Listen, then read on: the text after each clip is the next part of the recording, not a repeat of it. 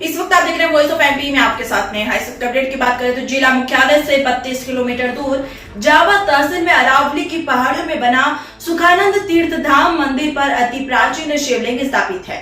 यह मुनि सुखदेव की तपोस्थली रही है।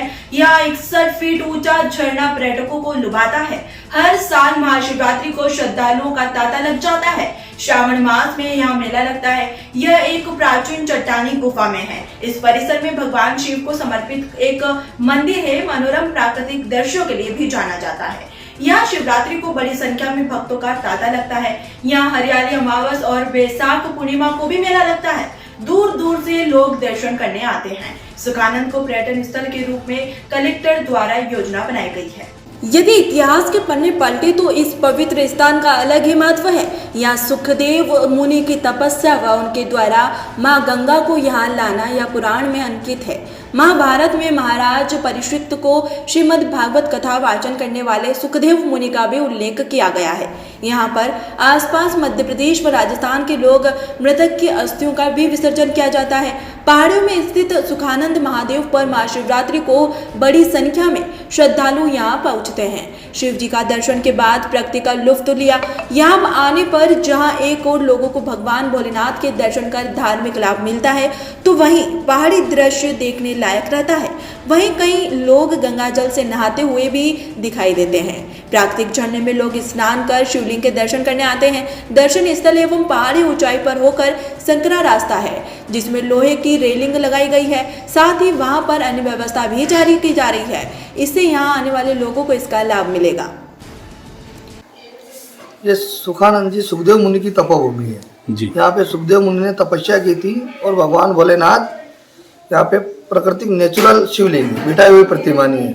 तो भगवान भोलेनाथ की शिवरात्रि का पर्व बहुत धूमधाम मनाया जाता है।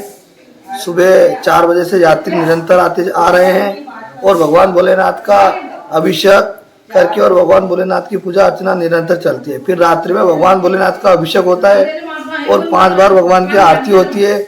उसके साथ भगवान का प्रसाद वितरण होता है और भजन संध्या का कार्यक्रम भी रखा गया है रात्रि में। और निरंतर श्रद्धालु पूरे दिन आते हैं और रात्रि में भी रहते हैं। सर, सुखानंद धाम की विशेषता यह है कि ये सुखदेव मुनि की तपोभूमि है जी। यहाँ सुखदेव मुनि ने तपस्या की थी। उनका सुखदेव मुनि का यह नियम था कि रोज हरिद्वार जाना और जल का लोटा लेके आना और भगवान भोलेनाथ को नहलाना, स्नान कराना, पूजा अर्चना करना जी। तो भगवान भोलेनाथ ने बोला कि यार सुखदेव मुनि, मैं आपकी तपस्या लेता हूँ, तो मैं आपकी परीक्षा लेता हूँ कि आप सुखदेव मुनि कठिन समय में भी भाई मेरी पूजा अर्चना कर सकते हो या नहीं कर सकते हो। तो भगवान भोलेनाथ ने सर्प का रूप धारण किया और मुर्गे के पीछे पड़ गए जी। तो मुर्गे के पीछे पड़े तो पहले क्या होता था कि लोग जैसे मुर्गा बोलता था जी और उड़ जाते थे। 3 बजे रात को बोलता था, 4 बजे बोलता था तो उड़ जाते थे। तो भगवान मुर्गे के पीछे सर्प का रूप धारण करके पड़े। अब मुर्गा बोला रात्रि 3 बजे, सुखदेव मुनि ने दंड कमंडल उठाया, हर हर गंगे किया। उनको ये वरदान था कि हरिद्वार जा सकते थे जी। उन्होंने तपस्या से अपने तप से इतने वरदान हासिल कर लिए थे कि हरिद्वार जाके और जल लाना निरंतर उनका कहने का मतलब। तो सुखदेव मुनि गए हरिद्वार। तो गंगा मैया ने बोला कि सुखदेव, अभी तो मैं बड़ी नहीं हूँ, मेरा नाम बड़ा है और आप इतने जल्दी आए हो और मेरे भी स्नान करना है सुखदेव। तो मैं स्वयं, अगर आपको भगवान की इतनी चिंता है तो मैं स्वयं सुखानंद जी आऊंगी। तो वैशाख महीने में जो आता है अपने अप्रैल और मई के बीच में, वैशाख महीना जी, उसके अंदर गंगा दशमी के दिन यहाँ पे मेला, वैशाख महीने में गर्मी में मेला गिरता है जी। तो उस दिन गंगा दशमी के दिन यहाँ इन पहाड़ों में जल आया था जी। तो उसी वैशाख महीने के अंदर मेला भी डलता है। वो भी पर्व अच्छे धूमधाम से मनाया जाता है। एक हरियाली अमावस्या का भी मनाया जाता है और सावन, पूरे ही सावन अच्छा रस रहता है। भक्त सावन सोमवार को भी अपनी मुरादें लेके आते हैं। भगवान भोलेनाथ उनकी मुरादें पूरी करते हैं। भगवान भोलेनाथ कहने का मतलब पूरे सावन में और जो बरसात के अपने 3-4 महीने रहते हैं, तो ये झरना है जो लगभग 108 फीट से गिरता है जी। तो उसके अंदर आनंद लेने के लिए, लोग नहाने के लिए, भगवान की पूजा अर्चना करने के लिए सावन में काफी रस रहता है। यहाँ की मान्यता है कि सुखदेव मुनि रहते थे पहले यहाँ, और सुखदेव मुनि रोज डेली सुबह 4 बजे गंगा स्नान करने जाते थे। फिर एक दिन क्या हुआ कि वो रात को 3 बजे चले गए। फिर गंगा माता ने कहा कि तुमने इतना जल्दी आके क्यों परेशान किया, मैं स्वयं वहाँ आ जाऊँगी। इसलिए ये गंगा माता यहाँ सुखानंद जी में यहाँ सुखदेव मुनि के प्रताप से प्रकट हुई।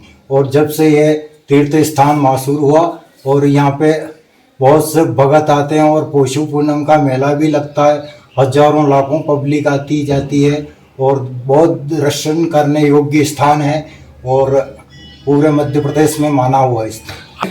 ये गंगा जल भरा हुआ है। ये गंगा जल कम से कम 15,000 फीट के ऊपर है। 15,000 हाँ, गुफा के अंदर बना हुआ है। गुफा के अंदर, और गुफा बहुत लंबी चौड़ी, अंदर चले ही जाओ आपको पता नहीं चलेगा यहाँ गुफा खत्म हो गई।